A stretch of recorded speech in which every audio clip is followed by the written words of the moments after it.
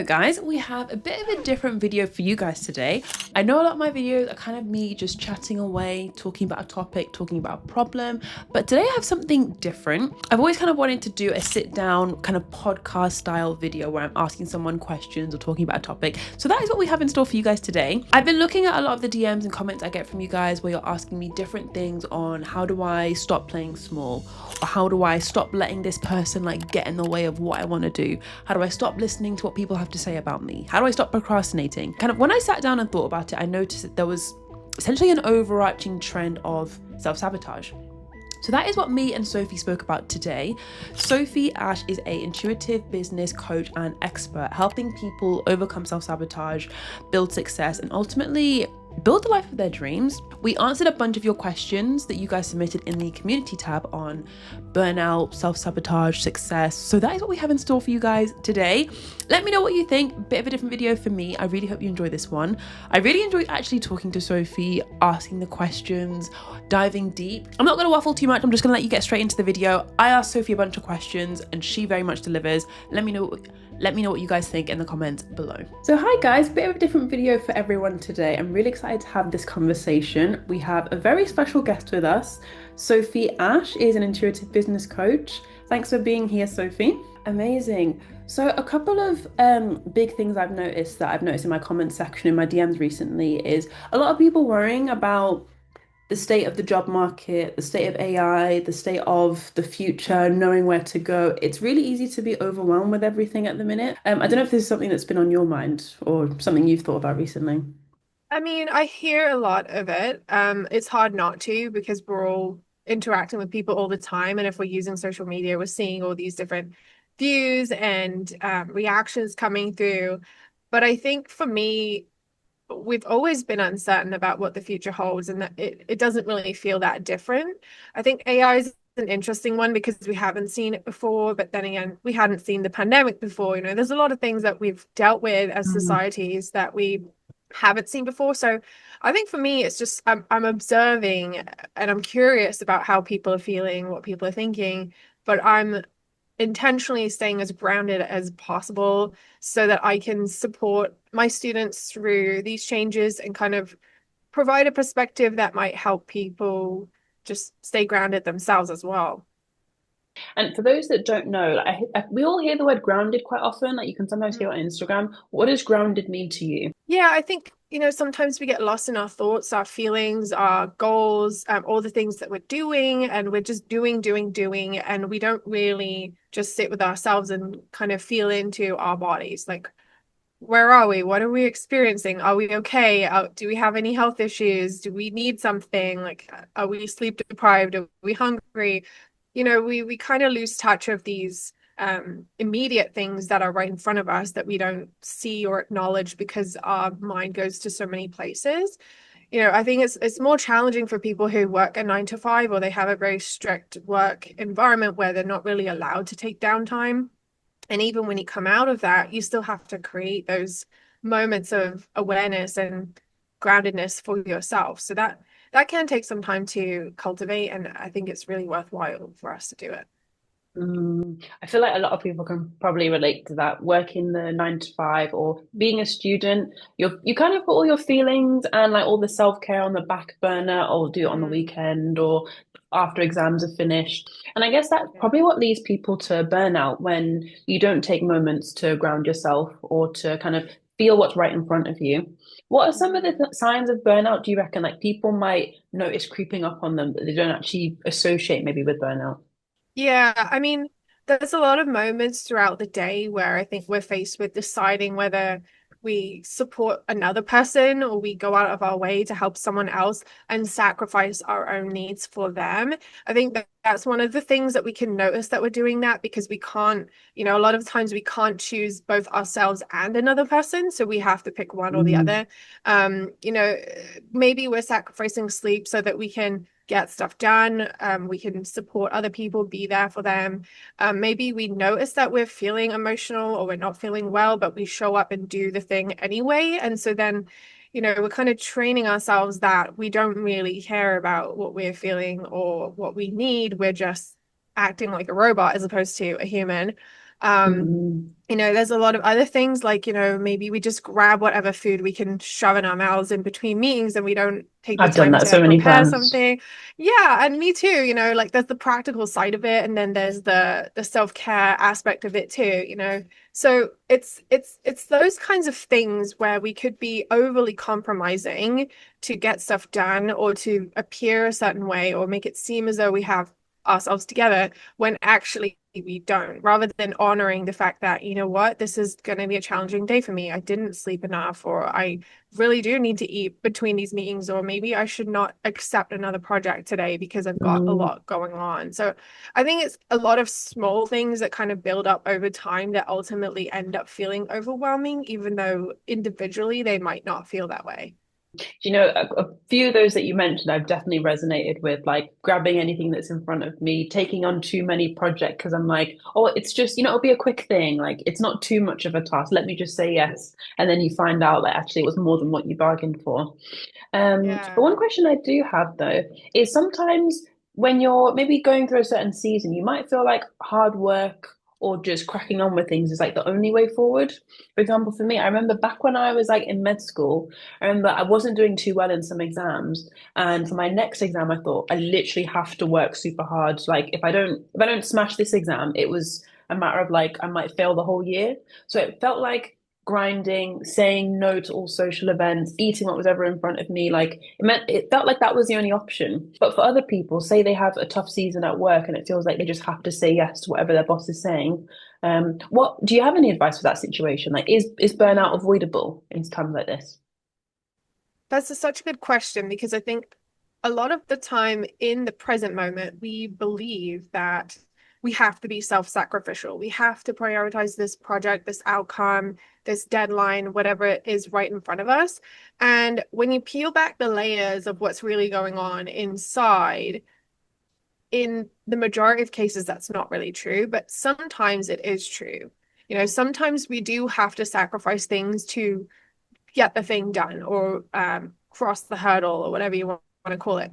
But most of the time, we actually create these stories in our own minds to kind of keep ourselves busy and keep ourselves in this kind of survival mode because we're too anxious to really feel what we're feeling Mm. or think what we're thinking. So we're kind of busying ourselves to distract ourselves from what is really going on inside. And I did that for decades. I mean, I was that type A person who would always be studying when other people were out partying. Like I would always be spending extra time preparing for exams, doing way more than I actually needed to for an assignment because I wanted to be the best that I could.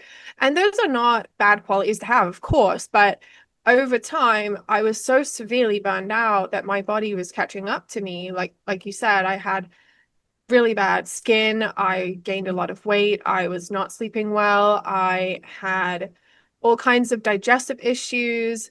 I had food intolerances. Like there were a lot of things that caught up to me where I realized that, okay, I can't go on like this. So then I started to really ask myself, well, is this genuinely an urgent thing that requires me to sacrifice certain things? Or is this something that could actually wait, that I could fit into my daily life in a broader time frame? And then I realized that most of the things actually fit into that category, and I was just putting them in the urgent category because that was what I knew. So I think that self-awareness is always the first step. So self-awareness to the fact that you are almost self-sacrificing right now, and sacrifice is important, but just to bear it in the back of your mind that you can actually give yourself a bit of time to rest, give yourself a bit of time to eat properly, be in tune with your feelings. Okay, that Yeah, no, makes a lot I of think sense. it's that's the logical interpretation of it. But I think what's happening on a psychological level is much more complex, which is what we don't really necessarily see or think about, which is that the busyness is distracting us from the pain or the suffering or the internal struggle that we have within ourselves. So when I Mm. think about who I was back then, I wasn't confident as a person. I wasn't sure of myself. I felt very anxious about a lot of things. I was doubting my decision making. I was clinging to people who may not have been good for me. I was trying to get my parents' approval. I was trying to get a lot of people's approval. And all of this stuff was kind of eating me up, but I just thought that that was the only way I knew how to would be. It was just try to be better, try to be better, try to fix myself. And then over time, I realized that everybody has things that we're working on. Everybody has room for improvement. That doesn't mean that we're less than. That doesn't mean that we're not worthy. That doesn't mean that we have anything to prove or we have to do better. There's actually another way, and that there's a way where we can be kinder to ourselves and still be ambitious and strive for success and still treat ourselves with respect and think about our own needs as well as other people's and as well as the things that we want to accomplish, because you can also accomplish all the things and then just end up feeling very dissatisfied anyway. So, it all kind of comes back around in the end. This resonated with me because when I think about my toxic productivity era, part of me was hustling for my life, studying, because I literally didn't know how to rest. Like, I had it in the back of my mind that you failed your exams before, you can't fail again, keep working. Like, I was in that constantly alert mode. It literally didn't feel safe to rest. Like, it's only now, like years down the line, I've had to heal my nervous system into believing, like, Christina, you are safe to rest. You can rest. You're not going to fail at life, at an exam, at anything just because you take it down a notch. And it reminds me of a book I've started reading recently, The Mountain Is You by Brianna Wiest. Amazing book. She talks in the book about how often, in life we seek out things, goals, achievements. We think that these things will make us happy, but ultimately we just want what we're familiar with. Sometimes we keep doing these negative cycles, bad habits, just because we want success and we want positive things, but we actually just don't feel comfortable once we get closer to it. So we kind of keep going back to this negative cycle of self-sabotage, self-sacrificing. So How do people actually start to break out of this? How do we start to get, less of what's familiar and more of what we want? Yeah, that's a great question. I mean, again, it starts with self-awareness, because you have to know that these cycles are actually happening or that you have these tendencies in the first place. Otherwise, you're not going to even break out of it. Like, there's no opportunity to break out of it at all. So for me, it reminds me of when I was in my teenage years and kind of my early 20s, where I would create these cycles of busyness for myself and create these stressful containers that I put myself in where I didn't quite have enough time or energy to do all the things, because that was what was familiar to me. And it wasn't until I started to think about why I was doing that it all kind of made sense, which then gave me a way out. And what I realized was, growing up, I had a very stressful, unsafe environment. And so what I did was I created these containers of busy work schedules that I could put myself in to protect myself from the crazy stuff that was going on in my house at the time. And it allowed me to kind of leave my body in a way and get into these creative projects that I had, or these things that I wanted to build, or just I wanted to put myself in some other situation than where I was so that I could survive. It was my survival mode and it was my coping mechanism. And I realized that if I was really busy with school, I wasn't getting as much negative attention from my parents. So it was keeping me safe. And it was also giving me a way to create a new life for myself after leaving home that would mean that I could leave that environment. So it kind of checked all the boxes at the time, and it really did benefit me. And then I continued to do that throughout university, throughout my adult life, and realizing that, hang on a minute, like, I'm not even in an unsafe environment now. Like, I don't even need to be doing all these things. I don't need to be distracting myself from what's going on. I actually have control of my environment and the people who are around me. But I was continuing with what was familiar with me, which was just take on too much than you can actually handle. Give yourself less time than you actually need. So that was a self-perpetuating thing for many, many years. And it wasn't until I realized that, hang on, that doesn't have to happen anymore. That was really beneficial to me back then, but that's not beneficial to me now. And then I realized how it was affecting other people in my life. My partner in particular, he was really getting affected by it, because I would be relying on him to do like the housework and the grocery shopping and all these things that I didn't have time to do. And then I would get sick, and then I would want him to take care of me. And then, there was all these responsibilities that kept piling up. And even though I knew I was resilient enough to do all of it and get through it, it wasn't fair on him, because I was creating all this chaos and he was part of it. And he would say to me, well, I don't like seeing you this way, and it's affecting me too. And my life is not fun. I'm not enjoying it. I'm just like picking up the pieces for you. I'm just supporting you. And then that was what kind of triggered all of these different events to transpire. And then for me to start experimenting with, can I still get things done without suffering? Can I still accomplish things without pushing myself too hard or adding all this extra pressure? And so it was a very gradual period of experimentation to kind of see, is there another way, another reality that can be true that I am not familiar with? And you are really uncomfortable when you're experiencing that because you haven't before. But over time, it becomes more and more comfortable, and you kind of find those new neural pathways in your brain that strengthens that this is now an approach that I can take, to the point where it does start to become the default. That's so helpful to know because I know so many people will resonate with what you've shared. Like it almost sounds like burnout is like the final product or the final stage, but before that, it's you trying to, escape a certain childhood memory and then even before that it's you feeling unsafe. Like you feel unsafe in a certain situation, so you use escapism and then you almost double down on the escapism, then you then end up burning out. So I think that's so helpful to know because I can resonate with that. When I was studying at university, I almost saw studying as an escape. I found it quite fun to study. I know that's really strange to say, but it was just an escape from not being the cool person in school, not having many friends. Like studying was how I got a lot of confidence because I was really good at studying. So if I'm not cool, well, at least I'm smart. And then it was escapism. So then it later led to burnout, I guess, at university. Right. Yeah. And there's so many different reasons why we attach ourselves to certain behaviors. It might not be what we were talking about, it could be something completely different. Like, for Mm, example, I realized that when I was growing up, the only time I would really get attention from my parents was when I was sick, because they were so busy with the other kids in my house. My mom worked from home. She had a lot of people coming and going, and my dad was always at work and not really around. So unless I was really sick, like I had an ear infection or I was throwing up or whatever, I had a really bad nightmare, I wouldn't get any attention because there was just no time for me. So in my adult life, I was recreating these kinds of situations where I would become sick. Someone would have to give me attention, take care of me. That was the only way I knew how to get love, how to get affection. And then I had to retrain myself that you can have love regardless of whether you're sick or not, what you do, what you don't do. You don't have to get to that level. And so that was a whole new arena for me that I didn't even realize I was going into until I tracked it back to what was the benefit for me when I was originally doing that a lot. Like, because I got the love and attention I wanted.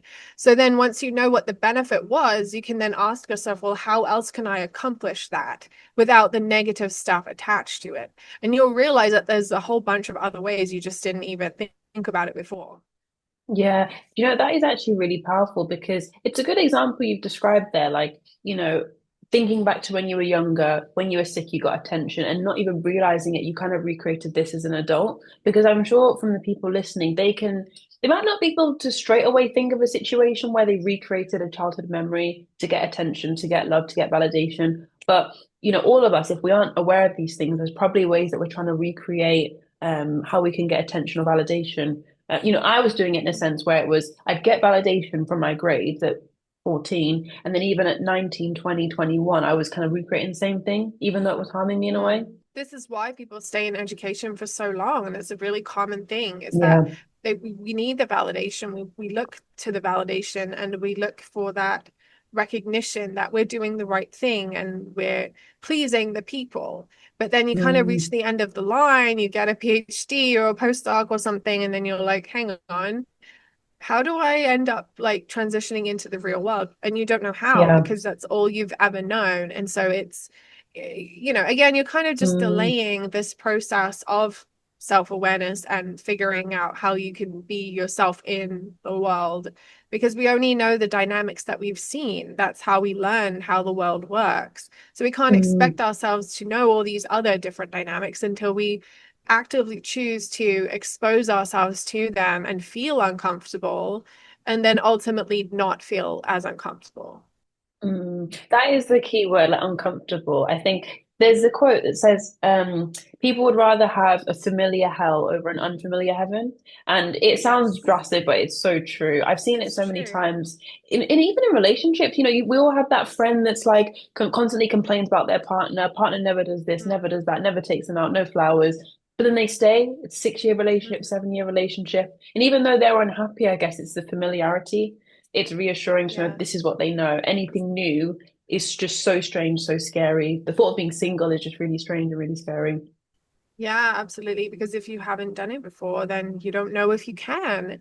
I mean, maybe you've been in a situation where you have been single for an extended time and you've been forced to do everything independently and to support yourself financially and stand on your own 2 feet. But maybe the whole time you felt like an imposter, like that wasn't really how it was supposed to be. And then as soon as you got into a relationship again, those same patterns re-emerged and you attached yourself to that person, and now that becomes your identity because you're familiar with that.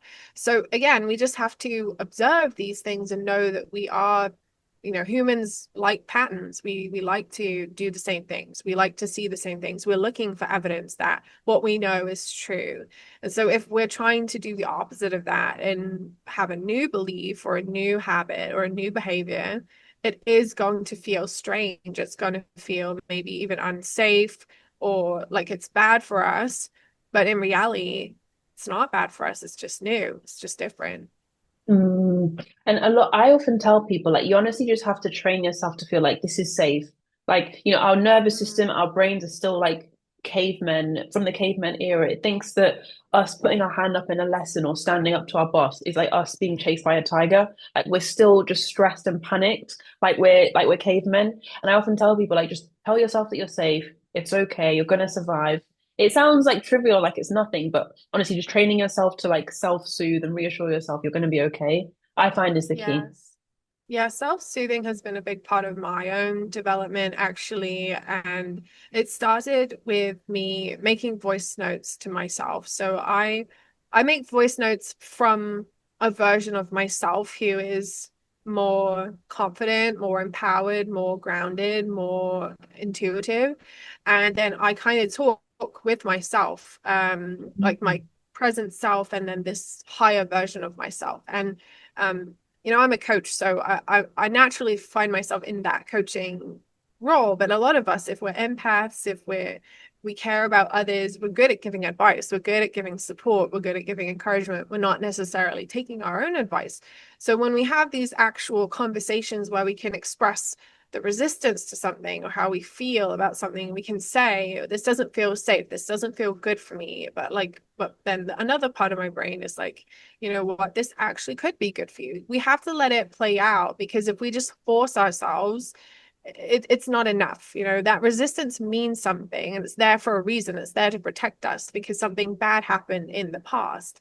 And so we've got to take the time to let ourselves fully express it and be resistant, and then be open to changing our mind. If we think about, if someone comes to us and just says, well, I have this problem, whatever, and you just tell them, oh, do this, like that's not enough. Like they have to actually be open to hearing what you have to say, and they have to really take the time to kind of deconstruct their own perspective and then introduce yours, and then think about the practical implications, and then think about, well, what support do I have in doing that? And so it's actually a pretty complicated, time consuming thing. That's one of the reasons why things can be so draining on us, is we're going against what our nervous system actually wants for us. And so we find ourselves exhausted, even if we're not even doing that much. No, that makes a lot of sense. And what you've said kind of reminds me of how I think a lot of people sometimes maybe have, superficial problems of like, I'm overthinking or I'm procrastinating or I can never stick to good habits. And it's all, problems that we've all probably experienced before, but it's just this problem on the top. Usually there's like a deeper problem underneath, like an unmet need or a subconscious thing. And sometimes I think you can fix a problem with logic, like just reading a self-help book, or you can fix it like on the emotional level. And I find Mm, like fixing it on the emotional level probably like will fix it more long term and fix it mm, honestly, not even fix it, but heal it almost. It's yeah. easy to just tell someone do this step one, two, and three, but actually nervous system work or shadow work, healing work, journaling, voice notes from your Mm. higher self that actually helps you to kind of fix it on a deeper level. Yeah, and also thinking of ourselves as the child version of ourselves. Like for example, if we're a 5-year-old and we fall over, we cut our knee open, it's bleeding, we cry, there's the practical side of it of someone like putting a plaster on it, putting a band-aid on it and saying like you're going to be okay. But then there's the psychological part of it of like someone's coming in and helping me. They care about me. They're saying kind words to me. They're making me feel safe. They're doing something for me. I now have a stronger connection with them. I feel like I'm being cared for. Like that, we need that side of it too. It's not just about the band-aid. If we had the band-aid, but we Mm, had no context as to what that was, we might still be really scared about what's happening underneath, and mm, so we've got to look at the two sides of the equation with any situation. And sometimes we need a lot more of the emotional support and we don't need any of the practical, and sometimes we need more of the practical and less of the emotional, but we don't know until we start to actually get honest with ourselves and express what's really going on. Like grief, for example. What can you really do when you're going through a lot of grief? There are some practical things you could do. You could like go to a person's grave, you could bring them flowers, you could light a candle. But really, like a lot of it is just emotional processing. You just have to feel what you feel. You've got to say things, you've got to cry, you've got to take some time and space. There's no practical solution for that. That's just part of what has to be done. And so that's a more extreme example, but like, sometimes we can have a very emotional reaction to something that doesn't seem like it would evoke an emotional reaction, but it does because of something that happened in our past, or because there's a greater meaning behind that thing for us than there would be for somebody else. And this is again why we can have conflicts with people where we're upset about something and they don't understand why we're upset. Even we don't understand why we're upset. It just seems like a stupid thing. But if we try to just push it down and say, oh, no, no, no, it's nothing, that's what's causing a lot of these health issues and the burnout and the exhaustion, because we're not being honest with ourselves about what's really going on.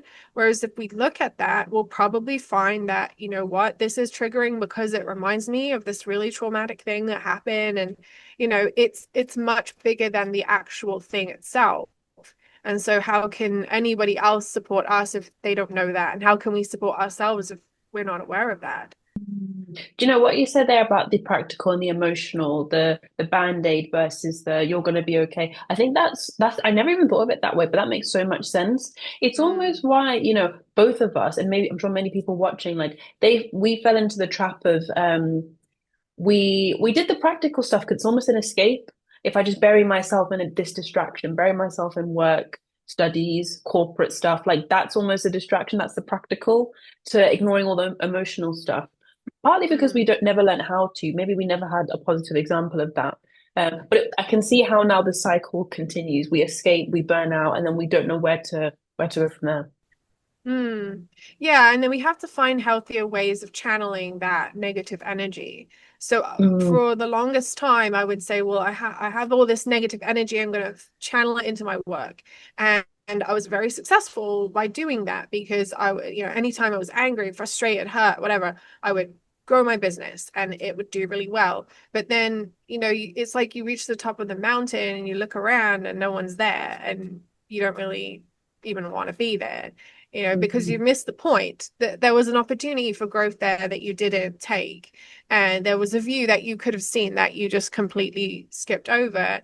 And so then we realize, well, it's not that simple. It can't just be a practical thing. It's not just about doing, it's also about being.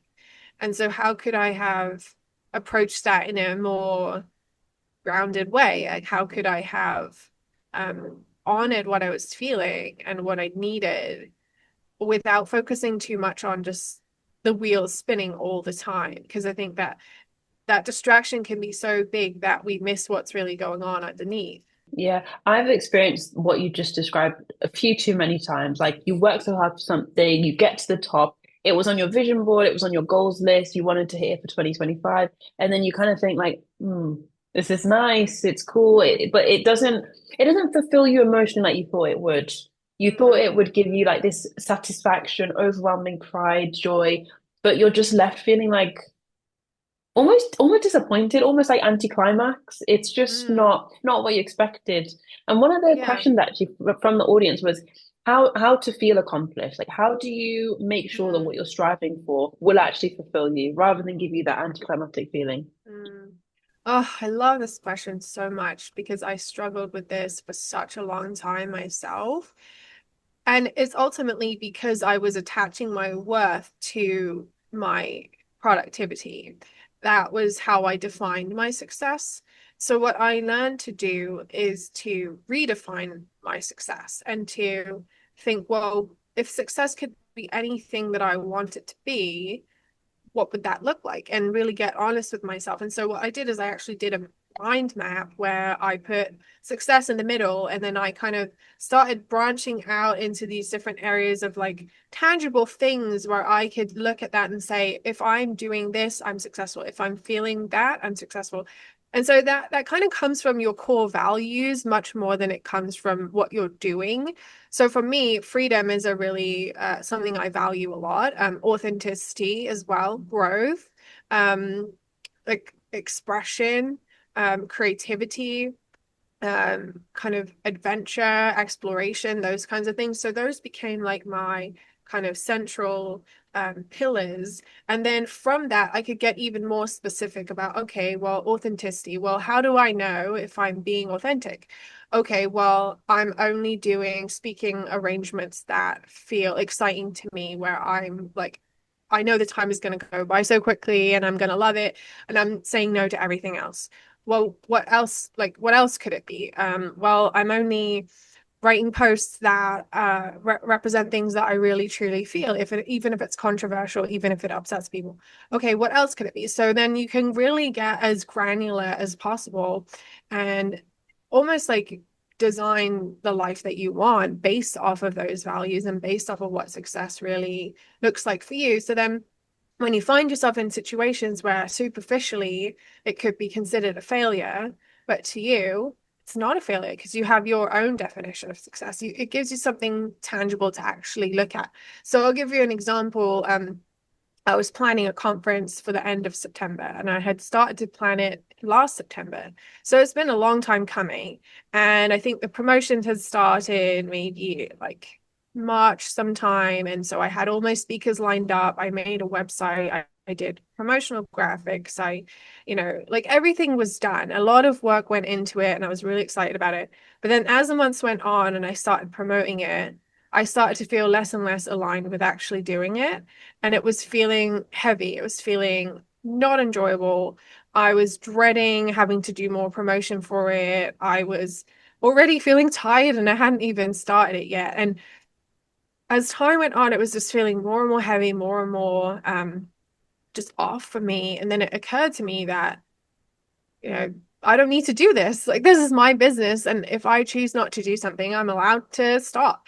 And so then I thought, well, okay, is there a way for me to achieve my objective, but not have it feel heavy and have it feel aligned again? And then I realized that I love hosting events and I like doing, in particular, pop-up events where they just kind of happen sporadically. It's more in line with my intuition, with the kinds of conversations I'm having, the people I'm meeting. It feels really freeing and really inspiring to me. So I was like, well, I'm still really excited to interview these speakers and like do these sessions that I planned. I just don't want to do it all in one big chunk. Like, I don't want to have a big launch. I don't want to do all this marketing. I just want to kind of like throw it out there and see who wants to come. So I gave myself permission to do that. And then I announced to everybody, hey, this conference is not happening. And yeah, there was a part of me that was like, this is a failure. You said you were going to do it and you didn't do it. And you could have done it. Like, I could have pushed myself to do it. I had everything ready. Everyone agreed to it. People were buying tickets. It was happening, but I just didn't want to. But then I said, well, actually, if my values are based around authenticity and creating a great experience for my students and living a life that feels freeing and flexible to me, then what is actually successful is to cancel it and to do it differently. So I redefined my own success in that moment and I made it empowering. And sure enough, when I told the speakers what was happening, they were really supportive and they saw it as a huge win for me. They were really impressed with me. They had more respect for me because I said, you know what, I'm not feeling it, and therefore I'm not going to do it. And as entrepreneurs themselves, they knew how difficult it was for me to do that, but they were also feeling empowered by it, just seeing me do that. And my purpose is to be a role model for others in entrepreneurship or entering into entrepreneurship. And so therefore I checked all the boxes in my own definition of success. But externally, I was very aware that it was a failure. Do you know, that's a really good example of how sometimes you actually get success from listening to your feelings. Like it's not necessarily about grinding and working hard and setting all these goals, all the I guess logical stuff, actually listening to how you feel and actually taking a risk. And it reminds me, I remember you said at the start, success can be anything you want. And I think people forget that. Success feels quite binary sometimes. Like, oh, it's the, living in Dubai, it's the high-rise apartment, it's the living in Bali, maybe like doing the digital nomad thing. But success can be what you want. Success might be having a 9 to 5, having a family, and like, I don't know, like doing like the quote unquote thing. And what I often like Mm, to ask people is like, what would you do if you were like the last person on earth? Like no one's watching you, no one's here to be impressed by you or be disappointed by you. What would you still aspire for? And mm, because then I think it gets you to like kind of look inward and stuff. But I kind of wanted yeah. to ask, when it comes to intuition, because I get this question all the time, like, how do you know what is your intuition? How do I know it's not overthinking and it's not, self-doubt? How do you know it's intuition? Mm. Oh, I love that question.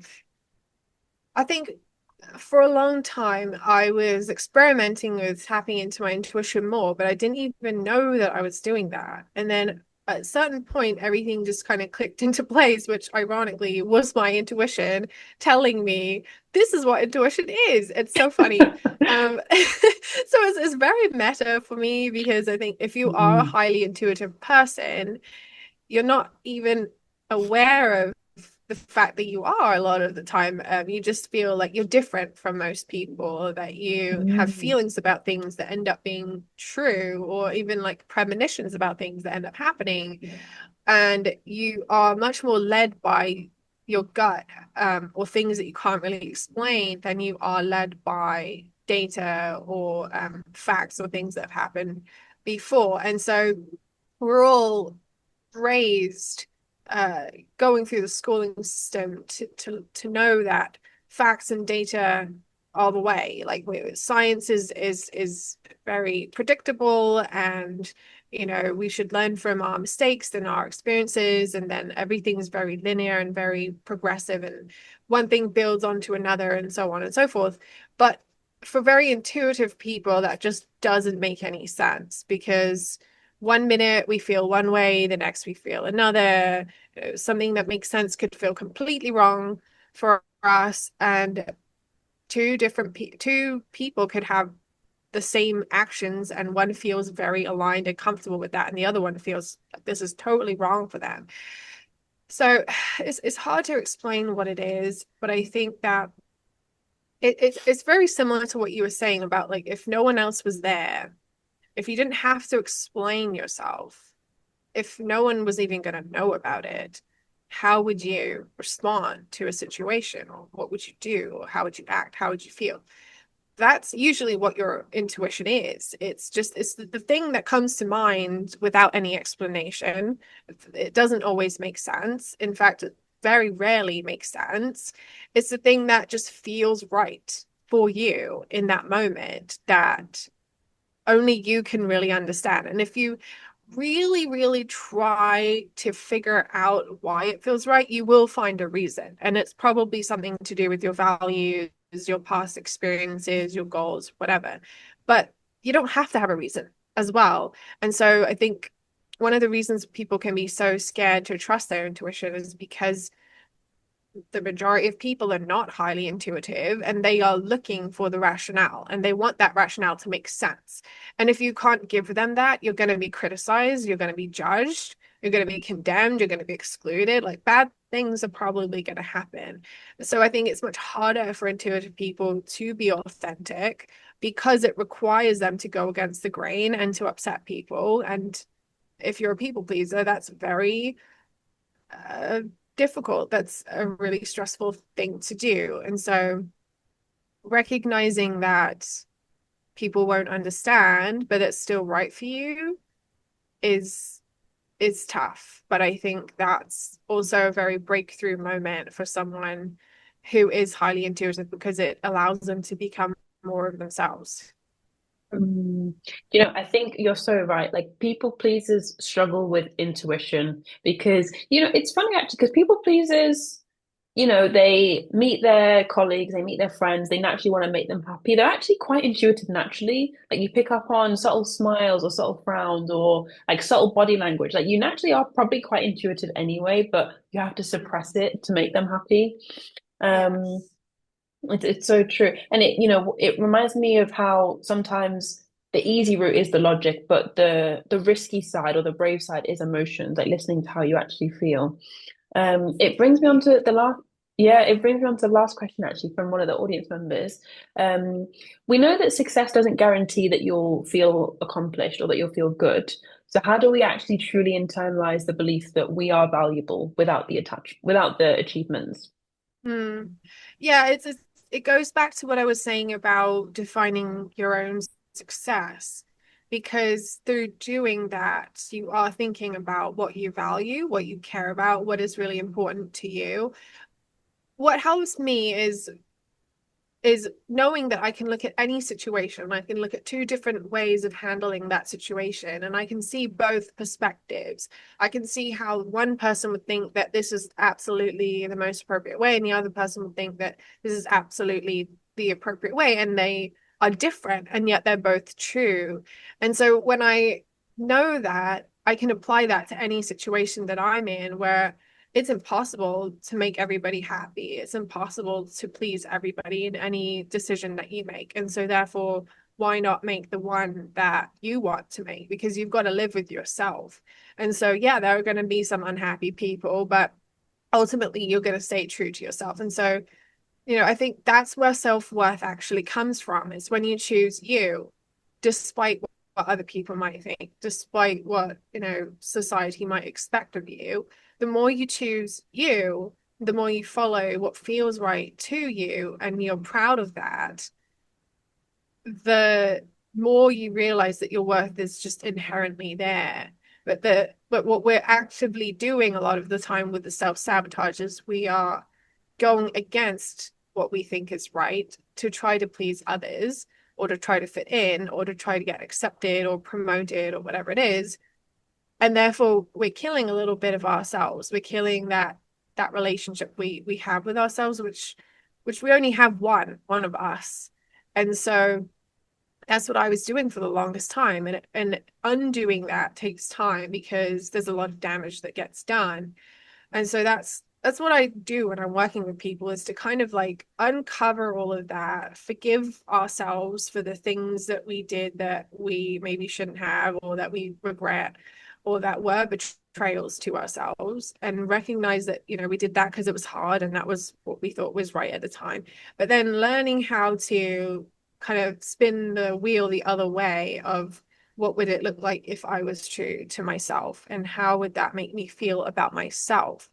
And so it really comes down to building a solid relationship with yourself, where what you say you're going to do is what you actually do, and you're honoring your own values, your own priorities, your own beliefs above what other people expect of you. And over time, you will feel more valuable, you would feel more whole, and you won't be as easily affected by what other people say or do. Hmm. Honestly, I'm sure we could keep going for like ages and ages, but I'm conscious of Yeah. the time. Where can people find you, Sophie? Like, what are you currently working on? Yeah, I think LinkedIn and Instagram are probably the best places to find me. So my LinkedIn is Sophie Ash, BSc honors. Um, and Instagram, I have a couple of accounts. I have Prospology, which is my coaching business. And I also have Sophie Ash Official, which is more my lifestyle and personal things and experiences, travel, that kind of thing. So yeah, take your pick. Feel free to reach out to me if you have any follow-up questions, if you need support with anything, if you're looking for resources. I'm always happy to point you in the right direction, or jump on a call and see what we could do together. Amazing, no worries. And we'll put the pictures on screen. We'll put the links in the description. Awesome. Yeah, so thank you so much, Sophie. It was great to have you on. Yeah, this is great. Thank you, Christina.